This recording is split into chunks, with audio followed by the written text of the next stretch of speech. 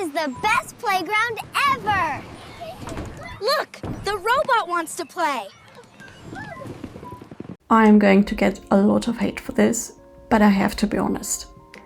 As a parent of 2 toddlers, I did not find Japanese parks kid-friendly. This is what we expected to see on a children's playground. These perfect, beautifully designed and spotless spaces that you see all over Instagram. I know it's cliché, I know it's a stereotype, but our first attempts to find a playground in public parks were a big fail.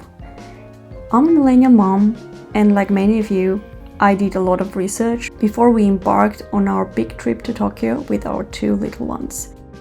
We imagined a seamless experience, stunning parks, happy kids, and a chance for them to burn off some steam. What we got was something entirely different, and this is the video about that.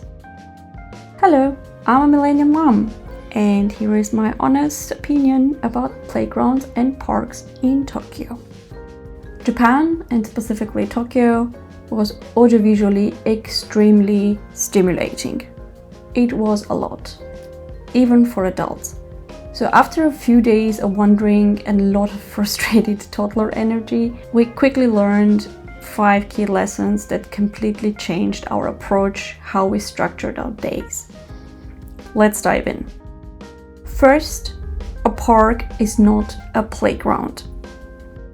This was our number 1 rookie mistake. We would see a beautiful green space on Google Maps and think, perfect, a park. The kids can run around and play. We can just stroll and relax a bit in between 2 other tourist attractions. But we quickly discovered that a Japanese park is not automatically a playground. The majority of the large parks, like the ones you find in central Tokyo, were designed for walking and quiet contemplation, not for active toddlers. We'd find beautiful green areas, but they were often roped off with signs that said, "Do not enter." The main walking paths were usually made of small, loose stones, which are a nightmare for toddlers learning to walk or for pushing a stroller without getting stuck. And another thing we noticed was the lack of sitting options. There weren't many benches, and it seemed that sitting on the beautiful walkways was not the norm. People were expected to walk without breaks until they reached a designated rest area. So if you or your little one needs frequent breaks, you absolutely have to check the park map beforehand and look for those specific rest spots. Don't assume you can just take a seat whenever you feel like it. We eventually learned that we needed to specifically search for playground or Playpark on Google Maps to find what we were actually looking for. Second, a different idea of safety. Now, let's talk about safety. We all have different cultural ideas of what makes a playground safe.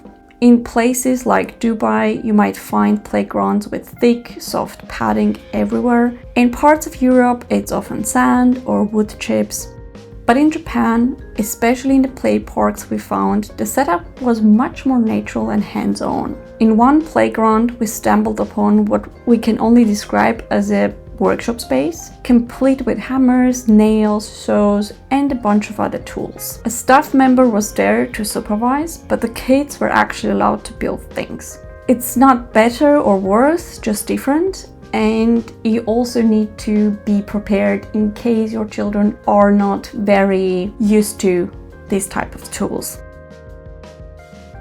The third point is about the closing hours.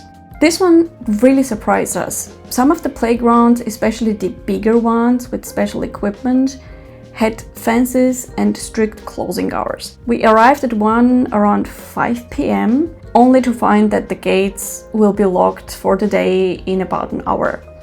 And they were actually very strict about this rule. They closed down the playground at 6 p.m. sharp, and everyone was expected to leave the space. While this wasn't a universal rule, it was a common enough occurrence that you couldn't just assume a playground would be open from sunrise to sunset. It felt like they were treated more like a facility with opening hours and not a public space you could use at any time. That being said, the smaller local ones were usually open, but they were also not equipped with much more than few swings or a slide or 1 or 2 sculptures to play around. The next point is about organized play. You might have heard the stereotype that Japanese kids are very quiet and well behaved. In the playgrounds we visited, this was generally true. However, in fairness, some of the playgrounds were almost completely empty. So it's hard to say if this was the norm or if we just happened to be there at quiet times. The atmosphere was generally quite calm and peaceful, and the kids were not overly loud. Either way, if you have a loud and active toddler, be prepared for them to stick out a little bit, but you might also encounter a different experience depending on the time of the day or maybe the season of the year. So, not sure how typical this was. The fifth and the last point is about adults taking photos, stroking or touching cute kids. Now, this is a cultural difference that can feel a bit weird if you're coming from a more reserved culture. Japanese people are generally very polite and respectful of personal space, but they have a different attitude towards cute kids. On more than one occasion, I saw people taking photos of my toddlers. A few times, a friendly person would approach and playfully stroke my child on the head. This caught me off guard, to be honest.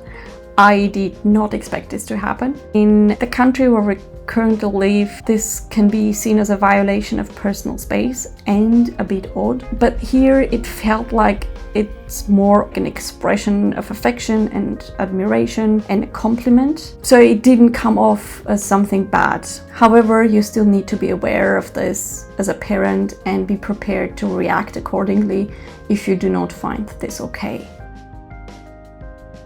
So those were our lessons learned. Now I would like to share some parent hacks we learned along the way. Department store playgrounds. As an alternative to public parks and outdoor playgrounds, you can always opt in for a department store playground. These were our secret weapon. We discovered that many of the big department stores in Tokyo, like the Sunshine City, have great playgrounds on their rooftops or top floors. They were usually clean, well maintained, and often had great play equipment. However, they also had some downsides. They were expensive and very often overcrowded, especially on weekends.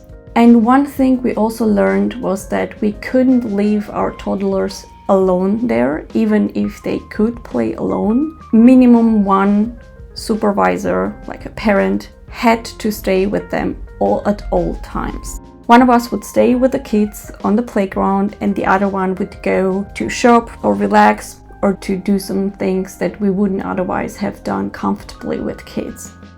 The second one is park picnics. This was a much safer bet than trying to find special equipment or specific playgrounds in general. We would find a nice open green space that wasn't dropped off and have a picnic. You can get food from any convenience store, aka kombini, and create a perfect little picnic for you and your kids in some kind of park. However, check specifically for designated picnic areas or open spaces where you're allowed to sit on the park map, because you cannot just set up your blanket anywhere. Lots of those green areas are closed. You're not allowed to walk or sit on them. Just be aware of that. Toilets.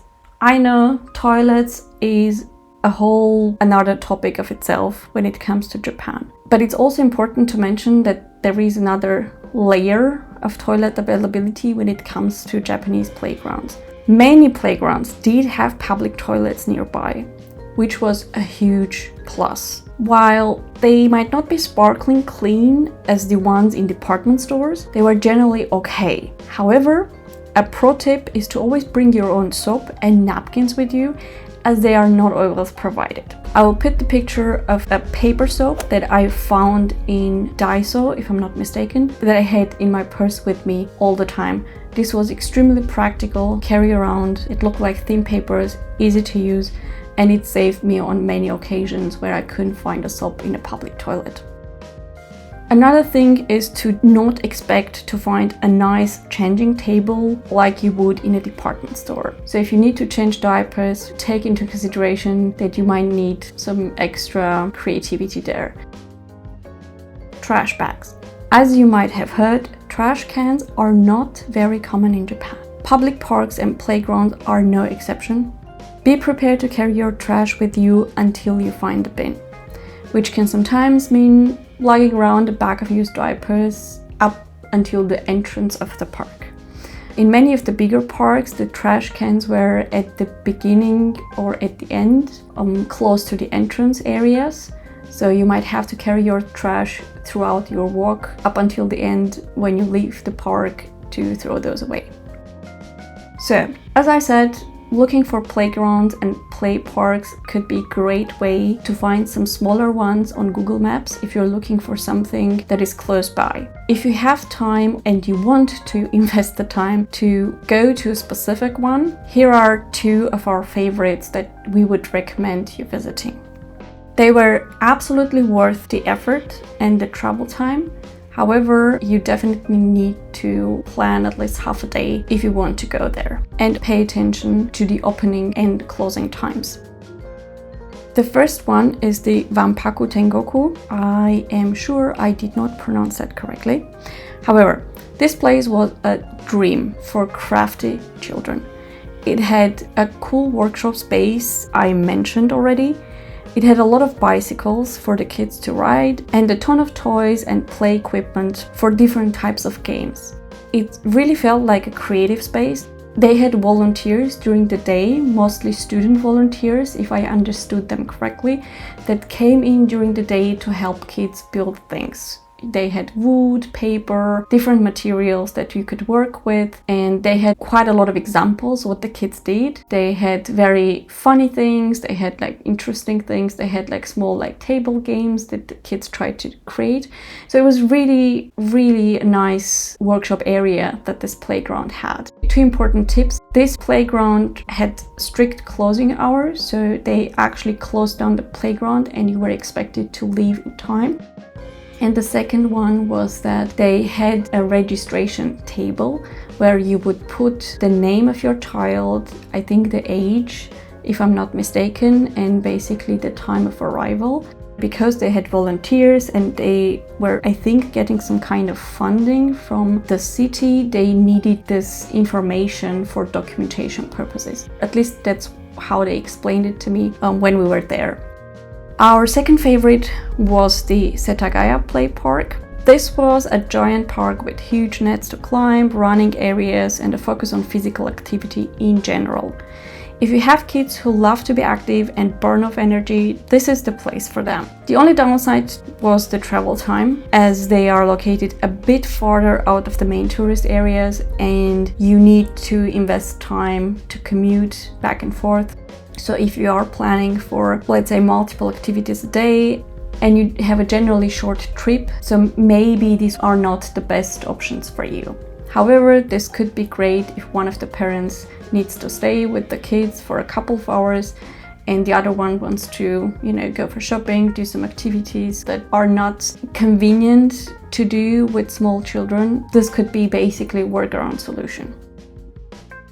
So, to wrap things up, we didn't find Japanese parks to be as kid-friendly as we had hoped. There were many restrictions and a limited number of sitting and running areas. The department store playgrounds were a great backup, but they were often expensive and overcrowded. And the truly good playgrounds we enjoyed were unfortunately located far away from the city center, requiring a lot of commuting time that you might not have on a limited trip. Obviously, this is a tourist issue and not an issue for people who live in the city. Nevertheless, since we are talking about traveling to Japan with toddlers, I find this information personally very important to know. I mean, overall, it's all part of the adventure of traveling and discovering and understanding a new culture. So, I hope it was helpful for you. And if you have already been to Japan, share your playground tips in the comments below. Maybe I forgot something, or maybe I simply did not notice many things that you found helpful with your kids. Thank you so much for watching. and I'll see you in the next one.